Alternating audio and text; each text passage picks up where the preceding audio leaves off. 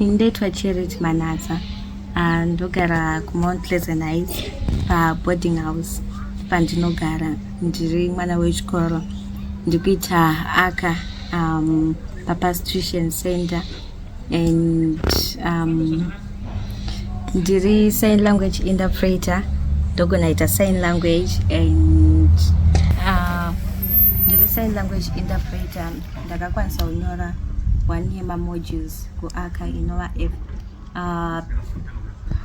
business technology ndakanyora, and I passed kwasara kuti ndinyore management accounting ne financial accounting ndo ndasara nayo, but challenge yandikusangana nayo ndeyekuti handinawo mari dzemaschool fees, ndikunetsikana kuwana mari yemafees, zvinova zvinhu zviri kundidzorera kumashure kuti ndikontinue kuenda mberi nechikoro. Ndiri munhu anoshira kuti ndikwanisawo kushanda maybe sign language interpreter, ine chipo futi chekugona kutaura, even kushanda receptionist, till operator, because ndine more than 5 levels including English, maths, accounts, science. Imwe challenge yandikusangana nayo izvezvi inyaya yewheelchair. Wheelchair yangu sekuona kwenyu aichaiti yapera meso inombopota muchibva plus pekugara apa padambuka, even apa inogona motoona pasakara, saka ndotya kuti anytime ndogona kudonha. And then imwe problem iri pawheelchair ndeapa vhiri rirakubuda, saka apa rakaita zvekutoweudzwa kuti risabude. Aya mataya aya front wheels apera, paitombova nerabha riri very thick but apera ike zvino, saka apa pakaweudzwa pava kurema kupusha. Zvinova zvokuti kana munhu akandiona anofunga kuti maybe ndakasimba, but handina kusimba. Nyaya mamuscles aya handiri kuita nenyaya yekupusha, saka ndaikumbirawo mhuri yeZimbabwe mundibatsirewo nehelp yewheelchair. Wheelchair yakandikoshera pakuti ndo makumbo angu, inini hangu makumbo angu haana simba, haana.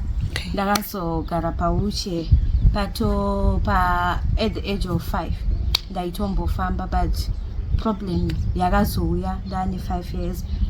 Madhokita anotaura kuti ndakarwara neTB ikazononoka kubatwa, saka payakazoonekwa it was too late, yanga yadamage makumbo angu esai.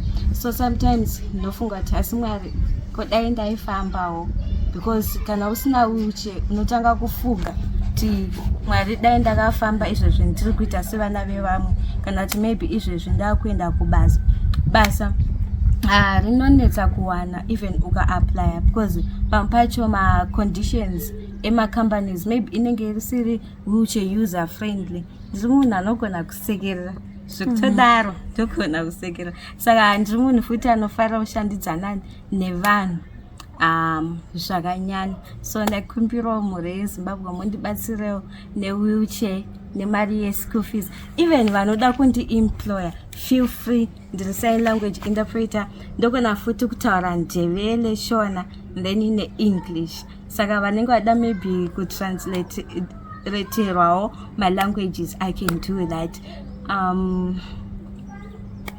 Notend you edit, right? So Charity, wataura kuti iwo unaenda kuchikoro and unokwanisa kushanda, but iwo wakazoita challenge at the age of 5. Unogara nani wewe? Ndogara pa boarding house. Unogara pa boarding house, but ko ma parents ako ari kupi? Inini I was raised by a single mom. Okay.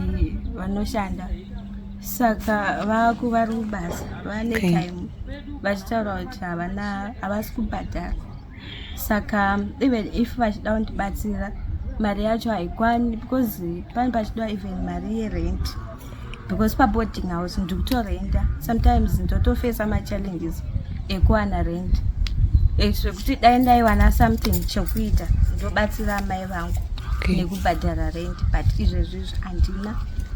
kwandinowana iyewo. Une mamwe masiblings here anotera kumashure kwako kana kuti ndiwo vahombe kana kuti ndiwe munhu? Ndini first born. Ndine 2 masiblings anonditeera.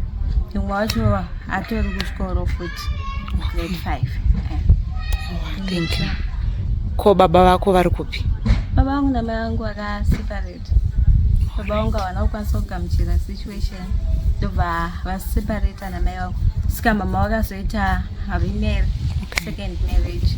Ndokwavakazoita vanin'ina vangu ava vari 2. Okay, thank you.